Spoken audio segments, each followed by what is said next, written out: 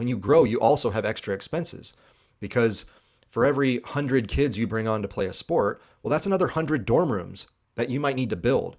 That's another 100 meals 3 times a day that you need to provide. You got to pay for people to cook those meals and serve those meals and clean up after those meals. You got to pay for the construction on those dorms and the maintenance on those dorms for decades going forward. You got to pay for all that. So you don't just get to go, we're going to start a sport that brings in 100 new athletes and new students, and we're going to keep all that profit. All of a sudden, we have all that money in our pocket. Like, no, there's a growth obligation. When you grow, you have more to pay for. So embedded growth obligations, key word that schools need to understand. Here's something I saw firsthand.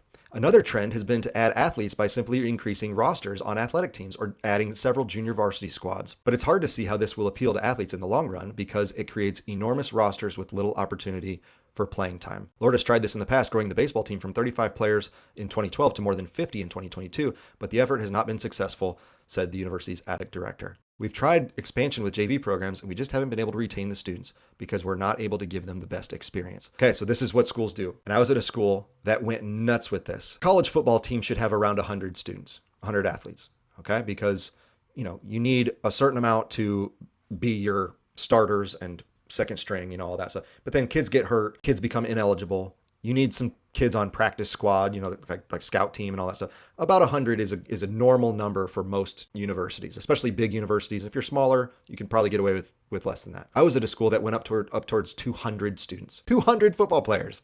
Okay. I was at a school where the baseball team was at 100 players. It's funny that she's like, oh, we went up to 50. Yeah, I've been at a school, they went up to 100. A pro baseball team has 25 people on it. So let's say a college team, so you can, get the freshmen some experience. And again, you have backups in case kids become ineligible. Let's say you have 40. Maybe 40 is a good number. 100? That's insane. Basketball program. Any normal school basketball program, especially at a small school like this, somewhere between 20 and 25. You're going to have 12 to 15 varsity players, and then maybe another 8 to 10 who you can have on a JV program who are, again, like scout team. You're building up some freshmen if they're going to end up being good enough. That's about all you need. I was at a school that had 75 basketball players, okay? I had a kid once who, not to stereotype, but didn't look like a basketball player, okay? I was a basketball player. I coached college basketball players. I know what a college basketball player looks like. This kid was not an athlete, okay? And not a college athlete anyway. And so he told me, he's like, oh, well, I'm a basketball player. I was like, oh, really? Okay. And so I was chatting with him, getting to know him, and I was like, well, I've been to the games. I've looked at the roster. I know some of the other players. I've never seen your name on any roster. So I thought, what do you mean you're a basketball player? And he goes, oh, well, I'm on one of the JV teams. It's like, well, one of the JV teams? How many JV teams are there? He goes, I think there's 6. I go, what? He goes, well, yeah, there's the varsity team, and then there are, I think, 5 or 6 JV teams. And each of those teams had like 10 kids on it. So we only have one gym at this school. Do you ever even play? He's like, well, we practice like once a week.